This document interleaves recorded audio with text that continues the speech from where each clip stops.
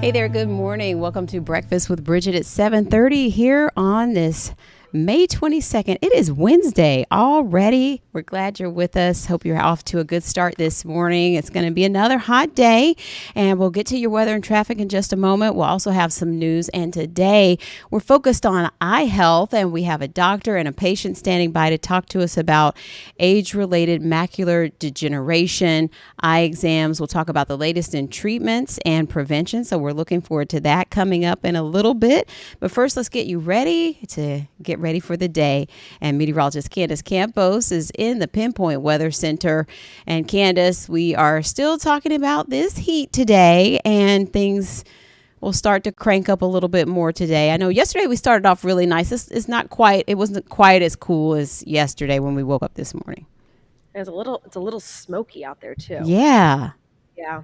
We do have a couple of fires that have been kind of popping up in recent days. Pretty much within the last 2 days or so, we've been getting a couple more of those pop-up fires. So because that breeze coming in out of the north, there's a fire right now in Volusia County that's getting a lot of attention because of all the smoke traveling down I-4. So the moment you start impacting areas like Seminole County and Orange County, a lot of those areas are kind of downwind from that smoke. So there could be a little bit of haze in the sky this morning. But yeah, like you said, Bridget, it's not as cool as it was yesterday. It's still not too bad, a mild start. So let's take it to the maps, show you what's going on here, your weather headlines of what you need to know. The rest of this week, though, we are going to be drying out. Rain chances are going to be hard to come by, Bridget. And when you don't have the rain, you have a whole lot of heat. Now, today, it's not crazy hot. We'll be in the low 90s, so just a handful of degrees above average.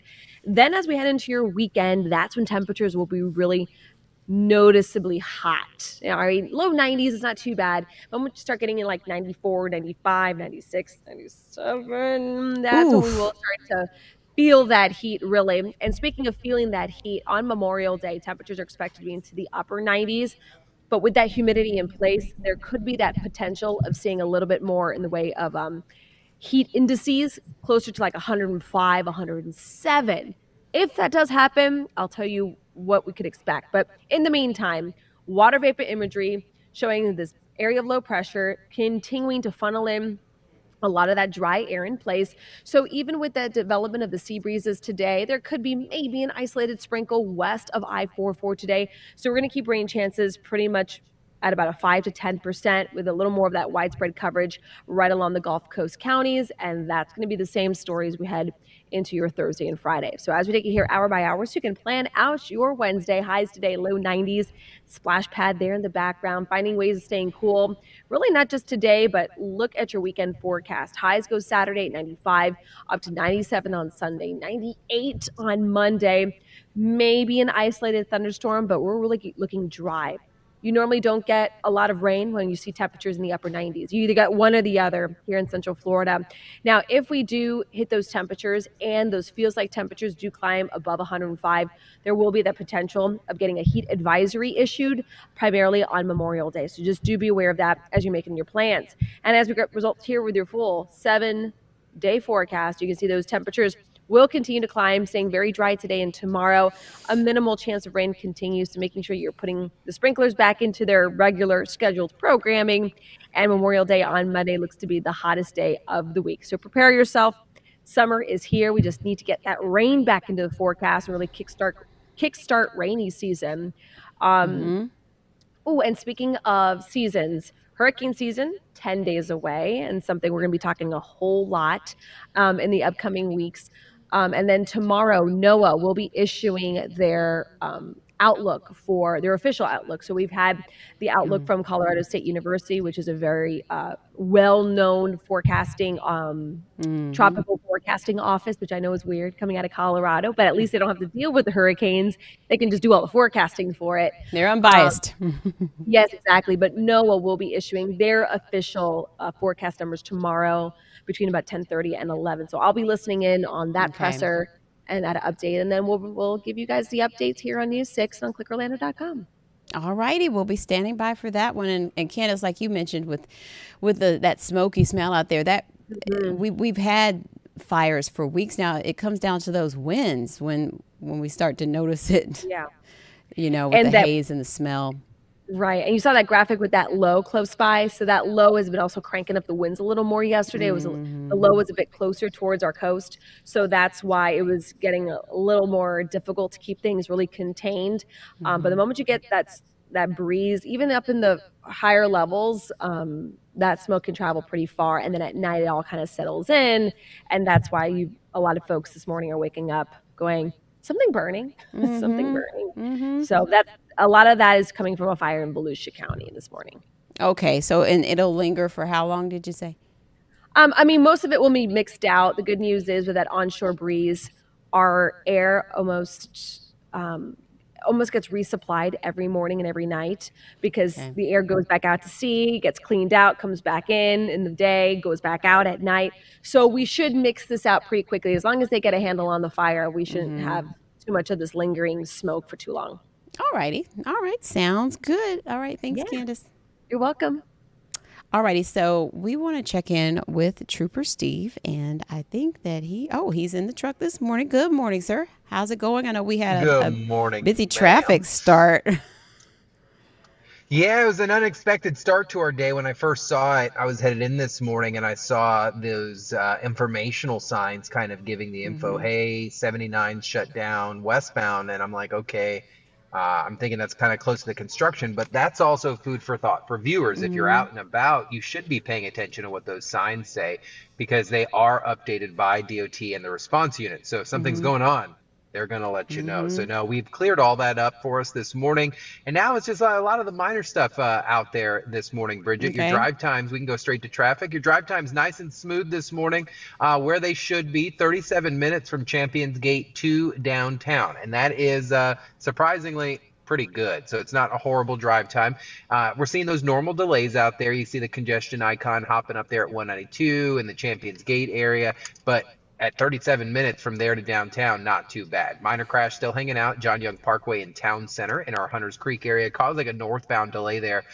So if you're leaving Kissimmee, be wary of that. And then we did have a crash just outside of our office here a little while ago, southbound 434, right where it transitions to 423. So from Edgewater to John Young over Lee Road, a little delay there you're seeing on the map, but nothing that we need to be concerned about. I-4 in Eatonville looking good as well. There is a crash in Seminole at US 17 southbound, also 1792, right there at O'Brien Road. So please be careful there at the crossing.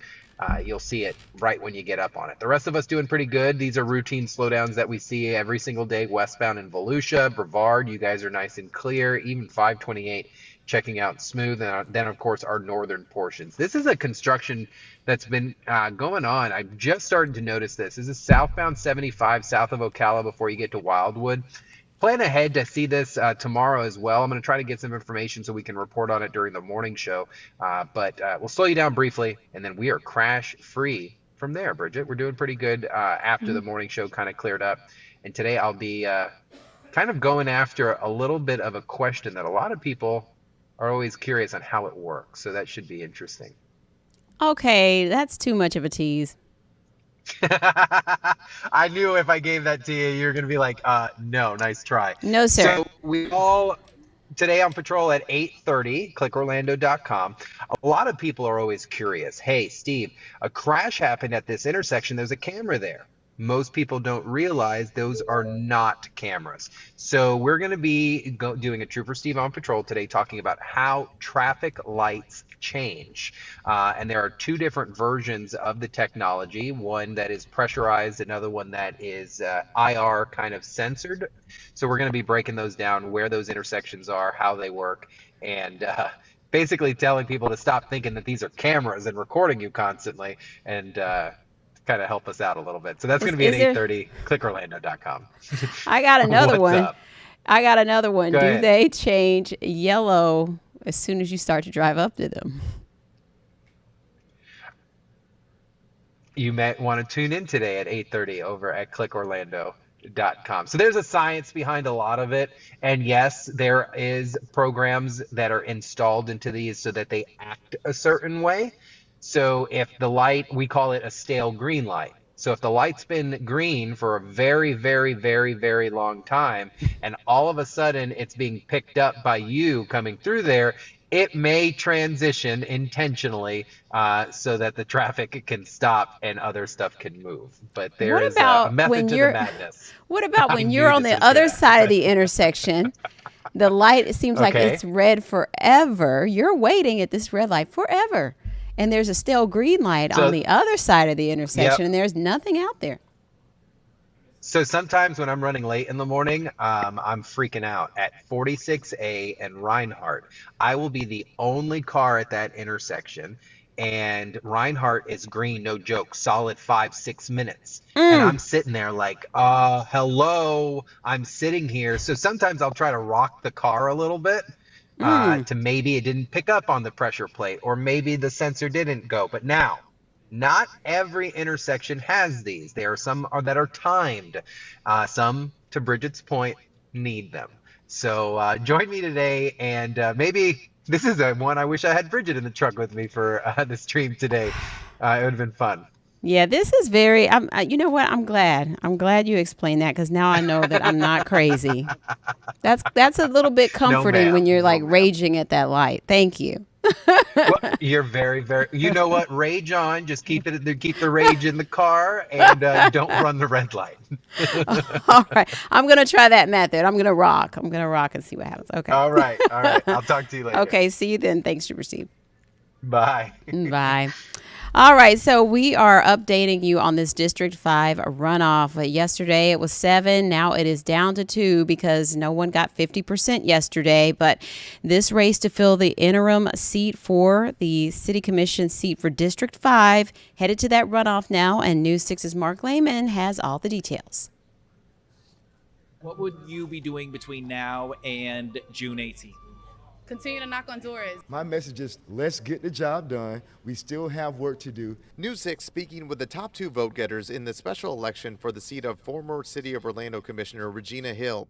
The field of 7 candidates is now narrowed down to 2 since no one walked away with the majority of the vote. But it's about the people. We have pressing issues, housing affordability, homelessness. Director of Eatonville's Redevelopment Association, Shaniqua Rose, came in with nearly 25% of the vote. In a close second was former state rep Travaris McCurdy with just over 23%. Tonight is just step one, for our overall goals that we look to achieve on June 18th. The two will be going head-to-head in a runoff in less than a month. This all comes after the governor removed Commissioner Hill from her seat when she was indicted on elderly exploitation charges. Hill is accused of fraudulently obtaining power of attorney over a 96-year-old woman and using that to steal thousands of dollars. Okay, we'll keep you updated on what's happening there. Lots of possibilities still, but we also want to tell you about macular degeneration this morning. And we have with us Dr. Matthew Cunningham, who is the Florida Retina Institute retina specialist in Florida and Georgia doctor. Also, patient Skippy Reeves is standing by to talk about, his experience as well. May is Healthy Vision Month, in case you didn't know, and we love addressing awareness when it comes to health issues here on Breakfast. So, Dr. Cunningham and Mr. Reeves, thanks for being with us. Thank you. Good morning.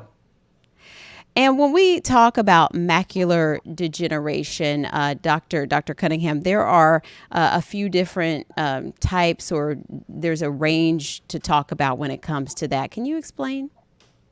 Absolutely. So macular degeneration remains the leading cause of vision loss over the age of 65. 10% of patients develop what's called wet macular degeneration, and wet macular degeneration previous to 2005 was the leading cause of blindness, affecting up to 1.5 million United States citizens.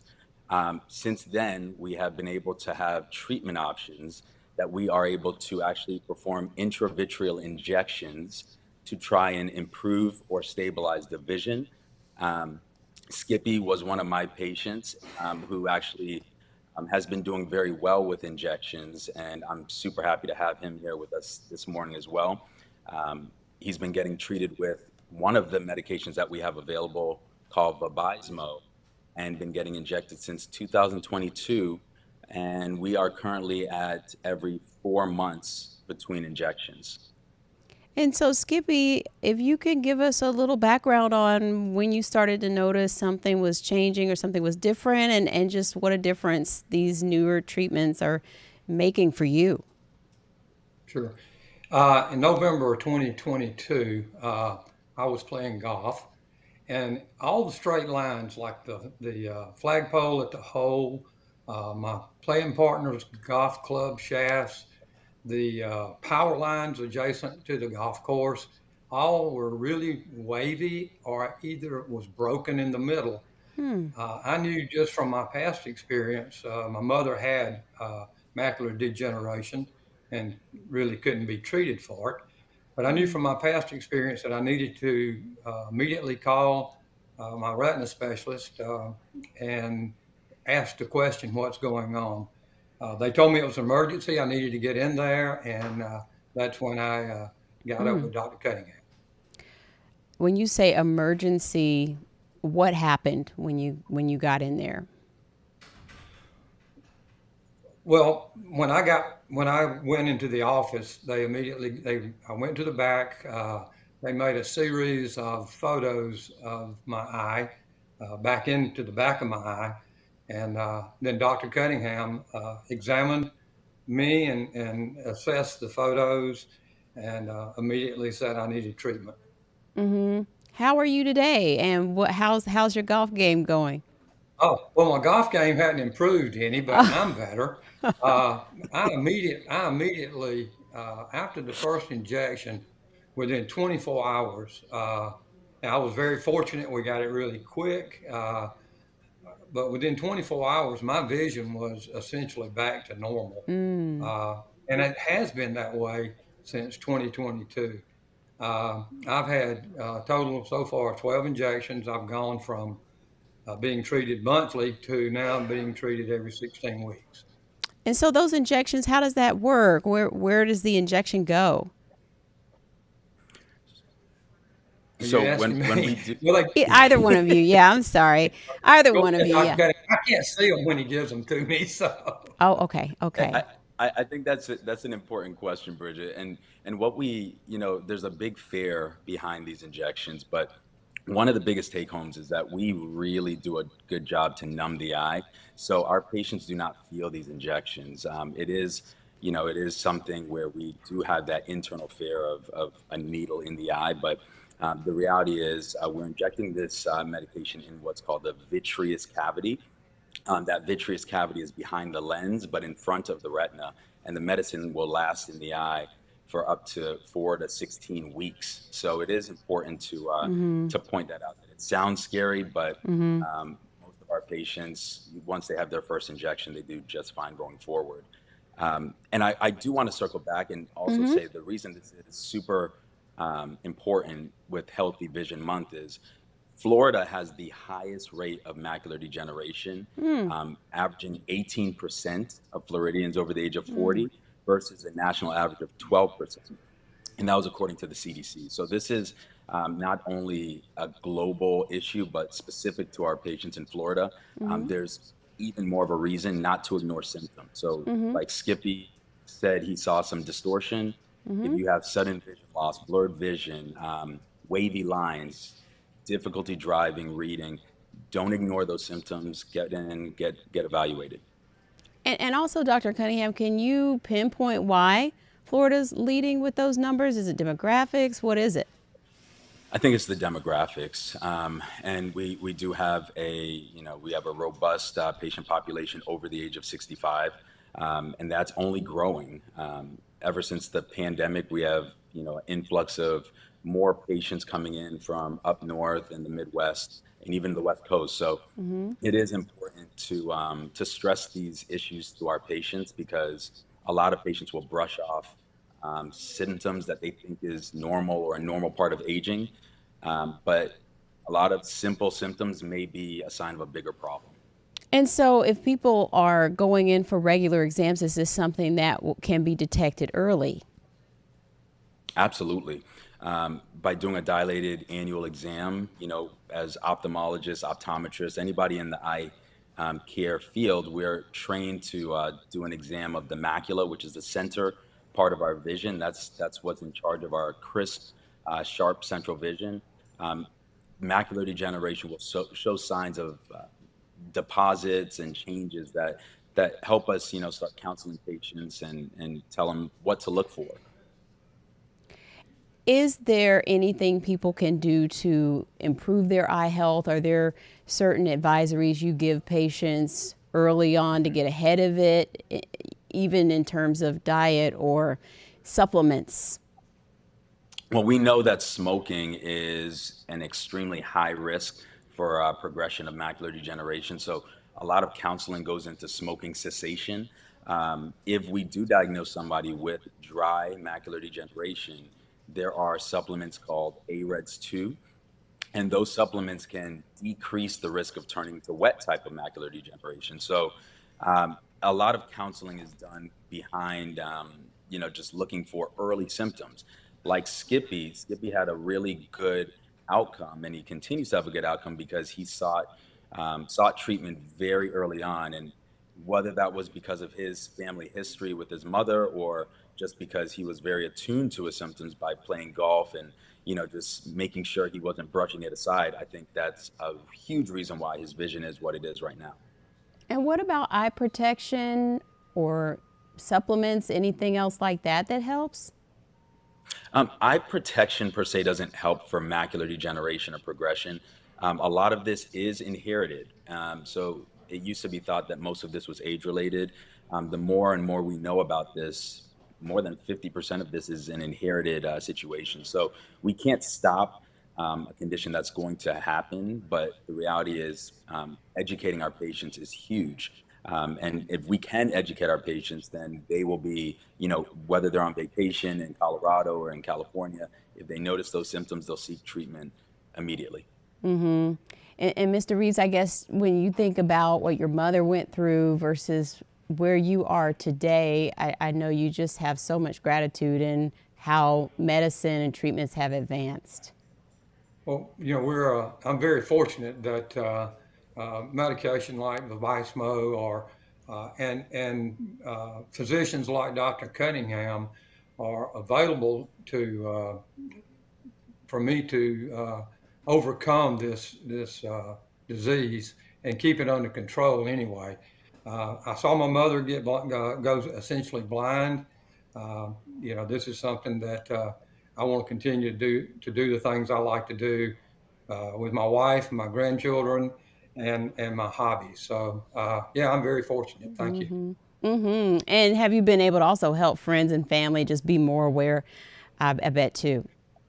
Yes, I try to spread the word to my family, particularly my sister, because like Dr. Cunningham said, this is hereditary, and also my other family members to make them aware. I started going to a retina specialist years ago to the Florida Retina Institute to try to get a baseline on this before it ever happened. So, so I was ahead of the curve several years before I experienced this problem. Well, I appreciate both of you sharing this valuable information. Healthy Vision Month, so important, and health is priceless, of course. Thank you, Dr. Cunningham, for all you do, and Mr. Reeves, thank you, and have a good golf game out there next time you hit the green. Okay, thank you. Bridgett, thank you for having us. All right, take care. Well, we want to go now to a story from our Molly Reed, and this one is your typical Florida story. Once again, a gator showing up in a swimming pool, this time in New Smyrna Beach.